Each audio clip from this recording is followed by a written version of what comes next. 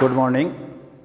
आज हम गायत्री की इस यूट्यूब क्लास में हिंदी साहित्य के अंतर्गत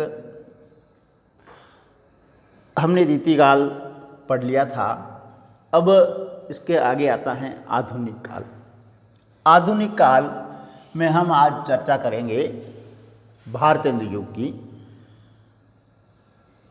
आचार्य शुक्ल ने आधुनिक काल को कुछ इस प्रकार से विभाजित किया है, जिसमें उन्होंने मुख्य 3 चीज़ें मानी हैं। प्रथम उत्थान संवत 1925 से 50, इसको नाम भारतेंदु युग दिया है और इसकी सन जो हैं 1850 से 1900 तक के समय को माना है। संवत ये हैं, सन में ये हैं। द्वितीय उत्थान का नाम इन्होंने द्विवेदी युग दिया है और द्विवेदी युग का काल इन्होंने 1900 से 1918 माना है। तृतीय उत्थान को इन्होंने छायावाद कहा है और 1918 से 1938 तक के समय को छायावाद का काल माना है। फिर आता है प्रगतिवाद, 1938 से 1943 तक के काल को माना है। और फिर आता है प्रयोगवाद 1943 से 53 और नई कविता 1953 से आज तक। अब इसमें कुछ अलग चीज़ें हैं कि इस काल को आधुनिक काल क्यों कहा गया है और उसको लेकर हम यहाँ पर कुछ विवेचन करेंगे। आचार्य शुक्ल ने आधुनिक हिंदी साहित्य का प्रारंभ जो है 1900 से माना है और इसी आधार पर इन्होंने इसके 3 भाग किए हैं, प्रथम उत्थान, द्वितीय उत्थान और तृतीय उत्थान के रूप में। हम ये कह सकते हैं कि भारतेंदु युग, द्विवेदी युग और छायावाद के रूप में। फिर इसको हमने अध्ययन में सुविधा के लिए आधुनिक काल की जो साहित्य सामग्री थी, उस साहित्य सामग्री को कालखंडों की अपेक्षा उसे साहित्य रूपों यानी साहित्य के रूपों और काव्य परंपराओं में विभक्त करना अधिक हमने अच्छा समझा और हमने उसी के आधार पर इसको विभक्त कर दिया। जैसे छायावाद की बात करें तो इसको हमने साहित्य के रूप में और काव्य परंपरा के रूप में नाम दिया स्वच्छंदतावादी काव्य परंपरा। हमने क्या माना? स्वच्छंदतावादी काव्य परंपरा, और इसका नामकरण हमने छायावाद दे दिया। दूसरा नाम आता है प्रगतिवाद और प्रगतिवाद का नामकरण हमने साहित्य एवं काव्य परंपरा के आधार पर, जैसे समाज पर यथार्थवादी काव्य परंपरा, यानी समाज की बात करता है और समाज की यथार्थ स्थिति को बयान करने वाला काल था, इसलिए हमने इसको प्रगतिवाद नाम दे दिया। फिर अगला आता है प्रयोगवाद, जहाँ व्यक्तिपरक यथार्थवादी काव्य परंपरा हैं और इसको हमने कहा प्रयोगवाद, यानी प्रत्येक व्यक्ति की बात करने वाला है और व्यक्तिपरक यथार्थ को उद्घाटित करने वाली परंपरा थी, वैसा काव्य था। इस प्रकार से हमने आगे नई कविता भी नाम दिया है परंपरा के आधार पर, और उसके बाद में दशकीय कविता आ जाती हैं। अब ये आधुनिक जो काल हैं वह अपने पूर्ववर्ती कालों से कई बातों में अलग हैं, भिन्न हैं। हिंदी साहित्य के प्राचीन कालों में विशेष रूप से जो काव्य साहित्य था, उनसे ये आधुनिक काल जो हैं भिन्न हैं, अलग हैं, बदला हुआ है। आधुनिक काल में हिंदी काव्य संबंधी अनेक शैलियों का विकास हुआ है। किंतु इस युग की जो विशेषता है वह है गद्य साहित्य का विकास। यानी इस काल की, आधुनिक काल की सबसे बड़ी विशेषता है कि गद्य साहित्य का विकास हुआ है। आधुनिक हिंदी साहित्य का भारतीय समाज की एक नए वर्ग की वाणी को मुखरित करने का मुख्य कार्य रहा है।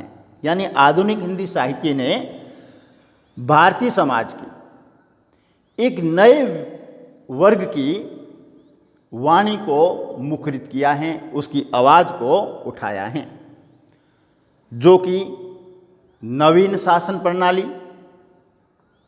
या फिर नूतन अर्थव्यवस्था के परिणाम स्वरूप जो पीड़ित और शोषित था, या वह वाणी किसकी थी? मध्यम वर्ग की वाणी थी।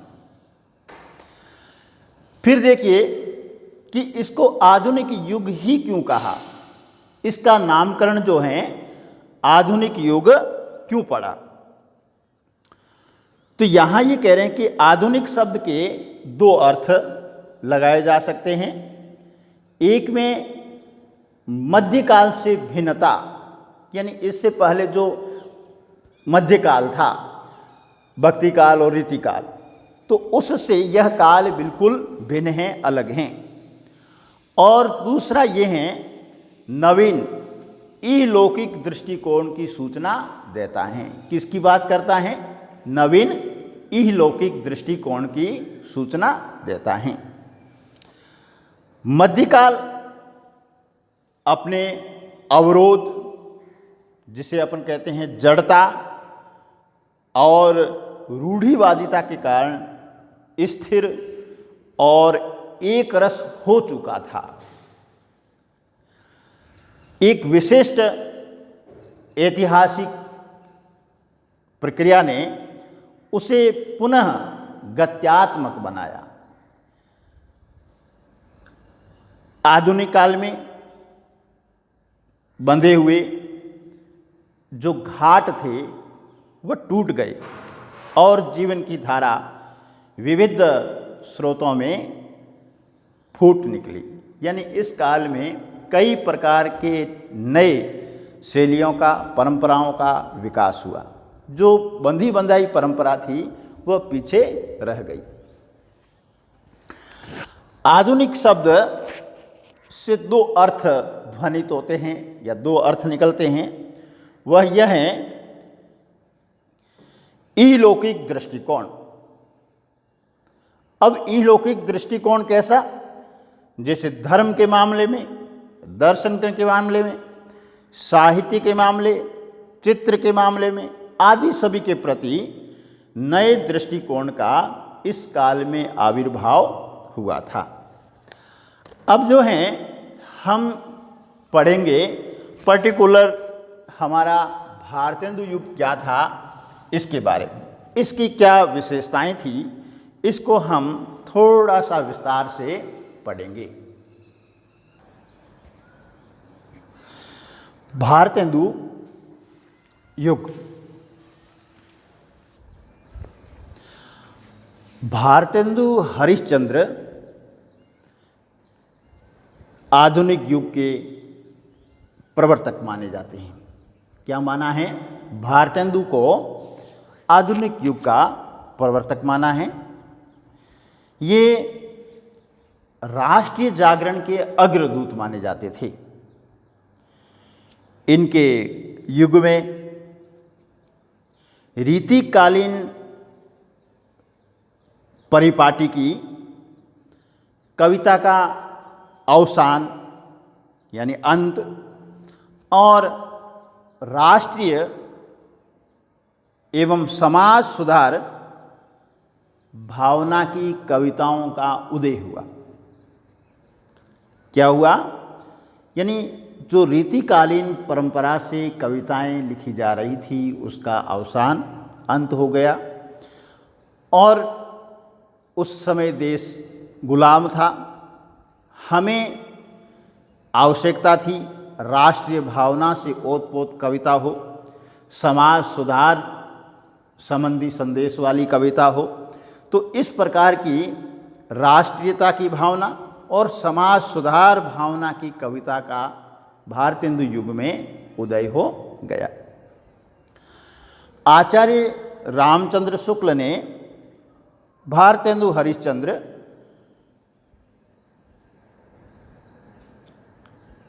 के काल को 1850 से 1885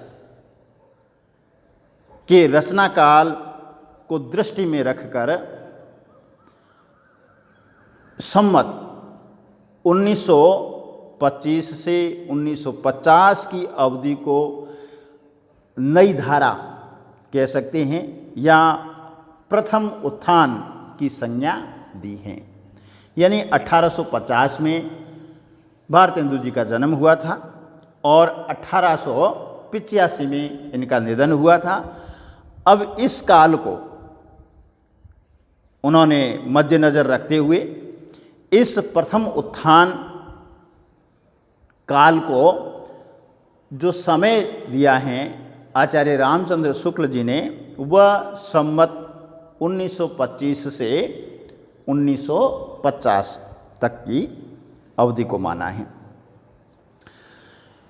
और फिर ये कह रहे हैं कि यह उल्लेखनीय भी है कि भारतेंदु द्वारा संपादित मासिक पत्रिका कवि वचन सुधा का प्रकाशन भी उन्होंने 1968 में आरंभ किया था। अतः हम कह सकते हैं कि भारतेंदु युग का उदय जो है 1968 ईस्वी से मानना उचित होगा। अब देखिए, यह हुई हमारी भारतेंदु की बात, उसके काल या अवधि की बात और इसका नामकरण से संबंधित।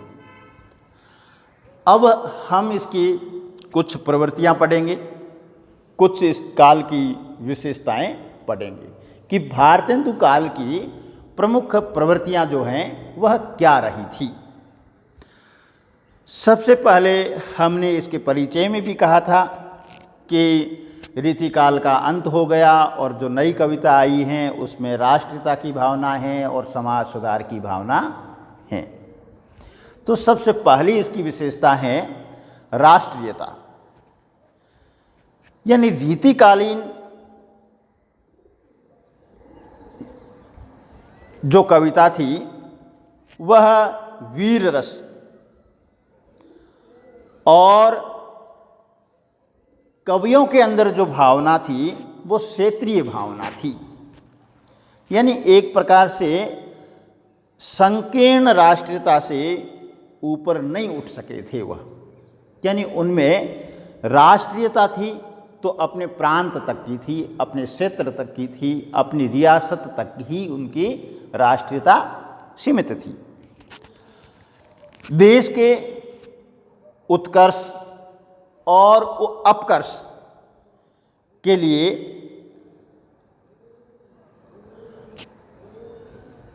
उत्तरदायी परिस्थितियों पर प्रकाश डाला और इस युग के कवियों ने, यानी भारतेंदु युग के कवियों ने जनमानस में राष्ट्रीय भावना के बीज वपन का एक महत्वपूर्ण कार्य किया। इन कवियों ने संपूर्ण भारत को एक इकाई में मानकर उसकी स्तुति की है, उसकी अभ्यर्थना की है। यहाँ हम देखते हैं कि एक पद लिखा है मैंने, हाय पंचनद हाँ पानीपत, अजहूँ रहे तुम धरणी विराजत, हाँ चितौड़ नीलज तू भारी, अजहूँ खरो भारती ही मजारी। ये भारतेंदु जी की पंक्तियाँ हैं। क्या लिखा है? हाय पंचनद, पंजाब को कहा है। हाँ पानीपत को संबोधित कर रहे हैं। अजो रहे तुम धरणी विराजत, अभी तक तुम इस धरती पर मौजूद हो। हाँ चित्तौड़ निलज तू भारी, चित्तौड़ को कहा कि तू तो शौर्य की गाथा को प्रकट करने वाला है, लेकिन अब तू है बड़ा निर्लज हो गया है। अजहू खरो भरत ही मजारी। तो इस प्रकार से भारतेंदु युग की राष्ट्रीय चिंतन धारा के दो पक्ष हम यहाँ कह सकते हैं। एक तो है देश प्रेम की भावना उसमें, दूसरा है राजभक्ति की भावना। ये था हमारा भारतेंदु युग की राष्ट्रीय भावना या राष्ट्रीयता। अब दूसरा जो पक्ष आता है वह है सामाजिक चेतना। इस समाज में किस प्रकार की चेतना इस युग के कवियों ने लाने की कोशिश की। यानी इस काल के कवियों ने, भारतेंदु युग के कवियों ने सामाजिक जीवन की उपेक्षा न कर जनता की समस्या के निरूपण की ओर पहली बार व्यापक रूप से ध्यान दिया। इससे पहले के कवियों को समाज की कोई सुध ही नहीं थी। यानी इन्होंने पहली बार जनता की समस्या का निरूपण किया, और वह भी व्यापकता के साथ में। नारी शिक्षा, विधवाओं की दुर्दशा, अस्पृश्यता आदि अनेक विषय रहे समाज में कुरीति के रूप में। इन्होंने रूढ़ियों का विरोध करते हुए विकास चेतना की आकांक्षा को भी अभिव्यक्ति दी है। इस काल के विद्वानों ने, कवियों ने समाज सहित सभी क्षेत्रों में, यानी समाज को ही नहीं लिया, समाज के अलावा जितने भी क्षेत्र थे, क्षेत्रों में प्राचीन गौरव की पुनः प्रतिष्ठित करने का प्रयास दिखलाई दिया है। यानी भारत के गौरव को पुनः स्थापित करने का कार्य इस युग के कवियों ने किया था। ये थी हमारी सामाजिक चेतना कि इस काल के कवियों ने समाज में चेतना किस प्रकार से भर दी। अब तीसरा बिंदु है इसका भक्ति भावना। भारतेंदु युग में परंपरागत धार्मिकता, यानी धर्म जो नया नहीं है, परंपरागत धार्मिकता और भक्ति भावना को अपेक्षाकृत गौण स्थान प्राप्त हुआ। यानी इन्होंने, भारतीय युग के कवियों ने धार्मिकता को और भक्ति को इतना ज़्यादा महत्व नहीं दिया। फिर भी इस काल के भक्ति काव्य को 3 वर्गों में विभाजित किया जा सकता है। इतना महत्व न दिया तो भी भारतेंदु युग के भक्ति काल को हम 3 भागों में बांट सकते हैं। पहला है निर्गुण भक्ति, वैष्णव भक्ति, और तीसरा जो महत्वपूर्ण बिंदु है वह है स्वदेश अनुराग समन्वित ईश्वर भक्ति, यानी अपने देश से प्रेम करते हुए उस ईश्वर की भक्ति करना। अब ऐसे में बद्रीनारायण चौधरी प्रेमधन का आनंद अरुणोदय जो काव्य हैं इसी को प्रकट करता है। भारतेंदु का जैन कौतूहल आदि ग्रंथ सभी धर्मों में जो निहित शाश्वत सत्य दर्शन कराते हैं, यानी सभी धर्मों को समन्वित रूप से लेकर के चले हैं। भारत की समस्या का निराकरण करने के लिए इस युग के कवियों ने ईश्वर से आतुर स्वरों में प्रार्थना की है। क्या कहा है? कृष्ण से, करुणानिधि से प्रार्थना की है। भारतेंदु के शब्दों में, कहाँ करुणानिधि केशव सोए, जागत नहीं अनेक जतन करी, भारतवासी रोए। फिर अगला इसका बिंदु आता है श्रृंगारिकता। भारतेंदु और इनके समकालीन कवियों ने रस को काव्य की आत्मा माना है और ये काव्य की आत्मा मानकर अपनी रचनाओं में विविध रसानुभूतियों का इन्होंने भावन किया है, जिसमें श्रृंगार रस सर्वप्रथम है। भारतेंदु और ठाकुर जगमोहन सिंह की रचनाएं इस क्षेत्र में विशेषतः उल्लेखनीय हैं। फिर देखिए, इसमें आता है प्रकृति चित्रण कैसा था। प्राकृतिक सौंदर्य का इस युग के कवियों ने स्वच्छंद वर्णन किया है। ये इस काल के कवियों की अंगभूत विशेषता मानी जा सकती हैं, किंतु अधिकतर कवियों ने परंपरा निर्वाह ही किया है, परंपरा का निर्वाह किया है। ऋतु सौंदर्य के स्थान पर इन कवियों ने ऋतु विशेष में नायक नायिका की मनोदशाओं के वर्णन में अधिक रुचि ली है। भारतेंदु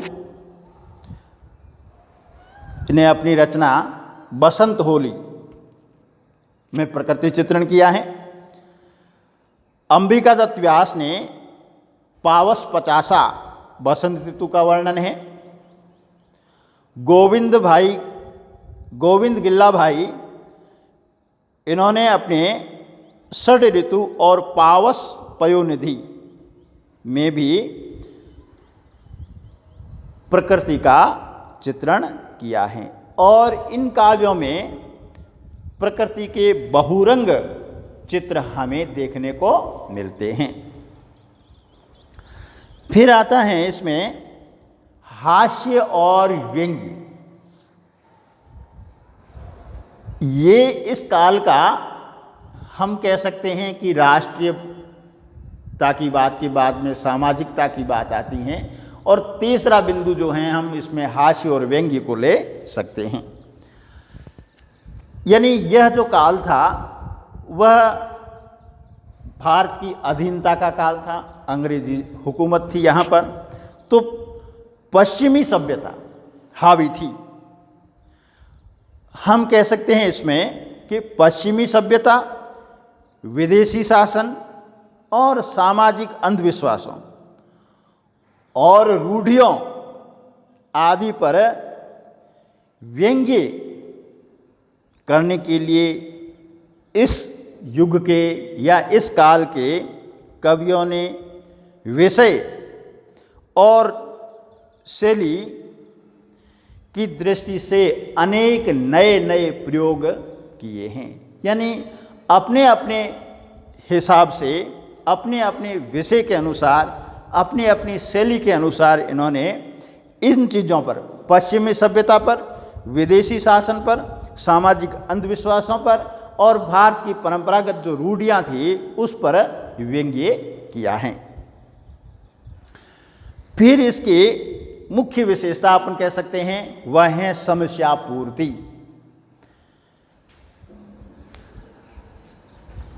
अब भारतेंदु युग में ग्रहित, ये ग्रहण की गई ग्रहित रीति कालीन काव्य शैलियों में, ये मुख्य तो हैं रीतिकालीन शैली। इन काव्य शैलियों में समस्या पूर्ति पर्याप्त लोकप्रिय काव्य पद्धति थी। किसमें? रीतिकाल में,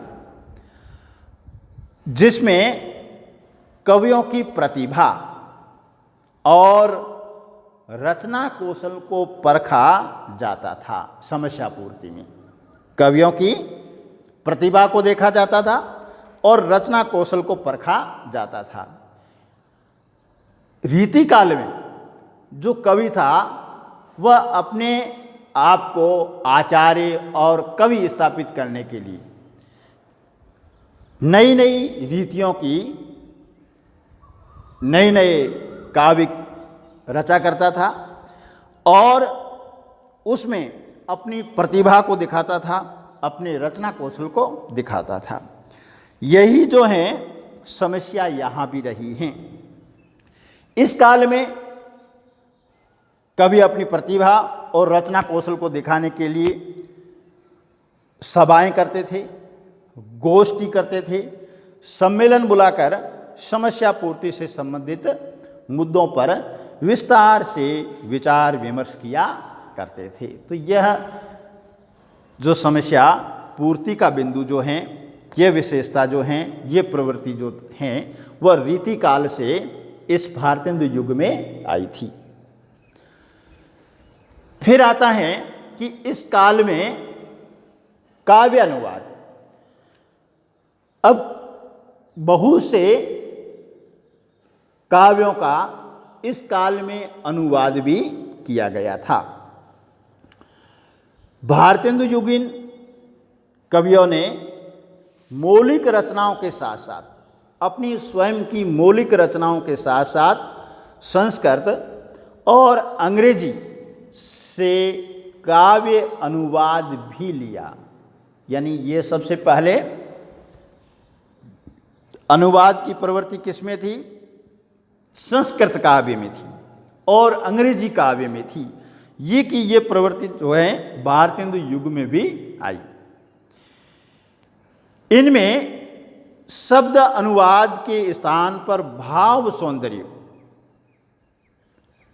को अधिक बल दिया गया है। हूबहू नकल न करके उनके भावों तक पहुंचने की कोशिश इस काल के कवियों ने की है।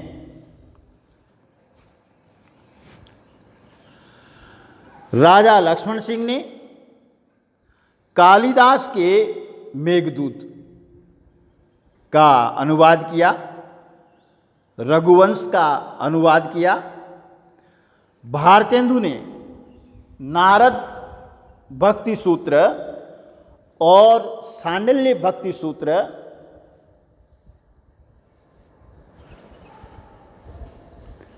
का भक्ति सूत्र वैजयंती तथा तदीय सर्वस्व नाम से अनुवाद किया।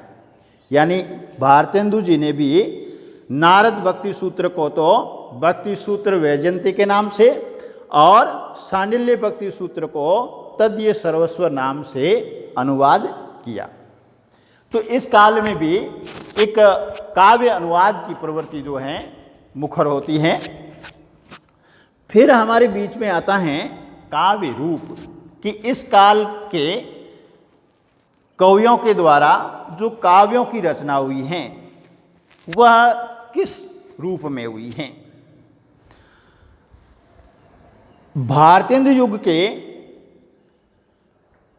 कवियों ने प्रधानतः मुक्तक काव्य की रचना की हैं। कुछ रचनाएं प्रबंधात्मक भी हैं, जैसे प्रबंध गीति, निबंध काव्य, सतसई परंपरा, मुकरियाँ आदि का भी इस काल में प्रयोग बराबर होता रहा है। भारतेंदु द्वारा रसा और प्रेमधन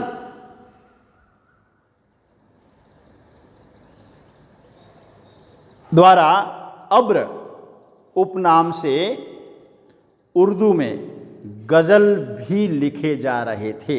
यानी भारतेंदु जी रसा उपनाम से गज़ल उर्दू में लिखते थे और प्रेमधन के द्वारा अब्र उपनाम से उर्दू की गज़लें प्रकाशित बराबर होती रहती थी।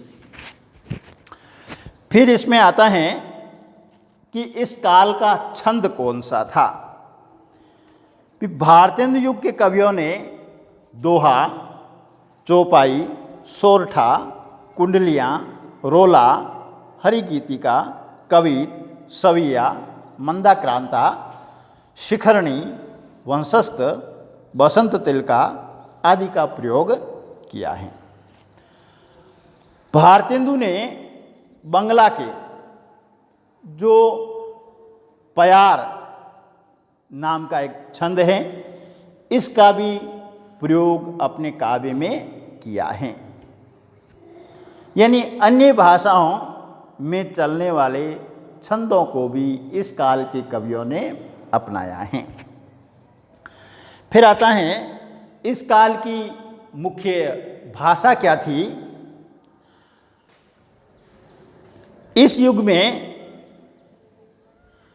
काव्य की भाषा ब्रज भाषा ही रही, यानी रीतिकाल में भाषा ब्रज भाषा थी, और रीतिकाल के बाद का भारतेंदु हैं तो इस काल की भी भाषा कौन सी रही, ब्रज भाषा ही रही, और गद्य की खड़ी बोली रही।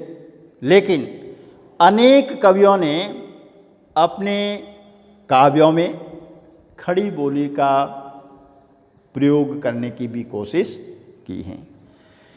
इस काल के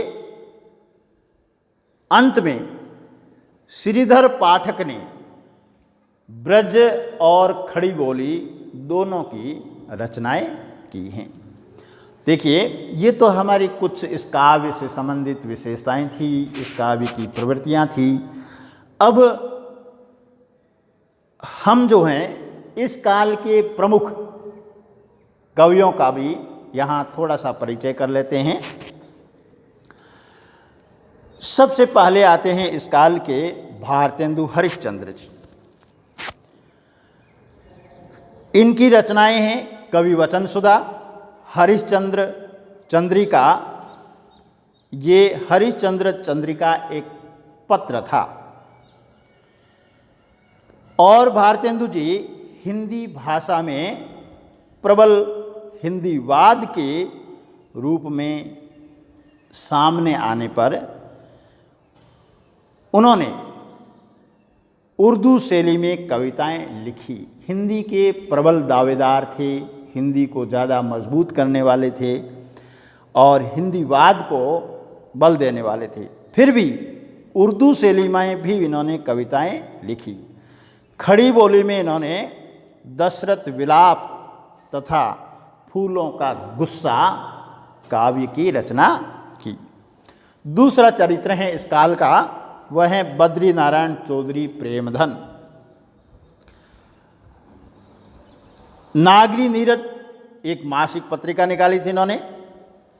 आनंद कादमिनी, लालित्य लहरी, ब्रजपद पंचम में इनकी भक्ति भावना से संबंधित विचार हैं।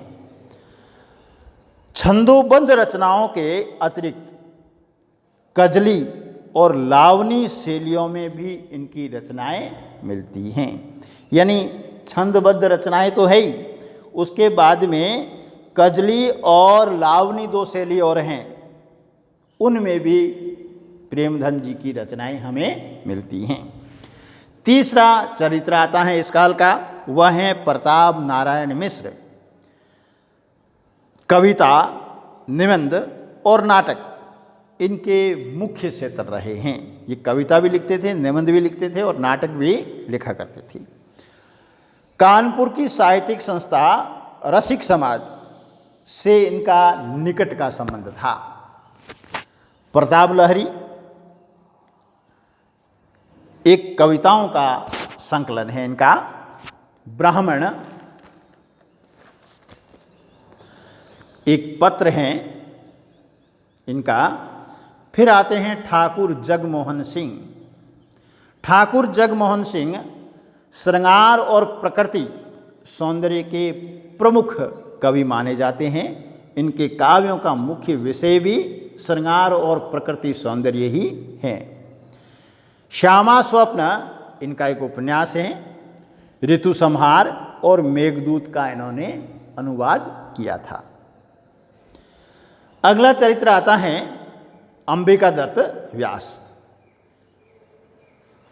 पीयूष प्रवाह इनका एक पत्र है। पावस पचासा, सुकवि सतसई इनकी प्रमुख रचनाएं हैं। कंसवध खड़ी बोली का एक प्रबंध काव्य है। बिहारी बिहार इनकी अन्य रचनाओं में आती हैं। फिर अगला चरित्र है वो राधा कृष्ण दास हैं। इन्होंने लिखा है भारत 12 मासा।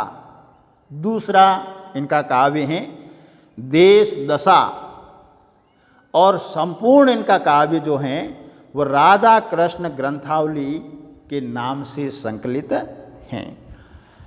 प्यारे दोस्तों, आज हमने भारतेंदु युग के बारे में विस्तृत चर्चा कर ली है। कब से प्रारंभ हुआ, नामकरण इसका कैसे पड़ा, और फिर इसकी काव्यगत विशेषताएं क्या हैं, काव्यगत प्रवृत्तियां क्या हैं, इसकी हमने चर्चा की। फिर हमने इस काल के जो प्रमुख कवि कौन कौन से हैं भारतेंदु मंडल के, तो उनकी भी हमने यहाँ चर्चा कर ली है। तो दोस्तों, आज हम बस यहीं पर इसको समाप्त कर देंगे चैप्टर को। अगला चैप्टर जब होगा तब वह द्विवेदी युग से संबंधित होगा। आपको हमारा ये YouTube चैनल कैसा लगता है, आप इस चैनल पर कमेंट कीजिए, आप शेयर कीजिए इसको और लाइक कीजिए। धन्यवाद।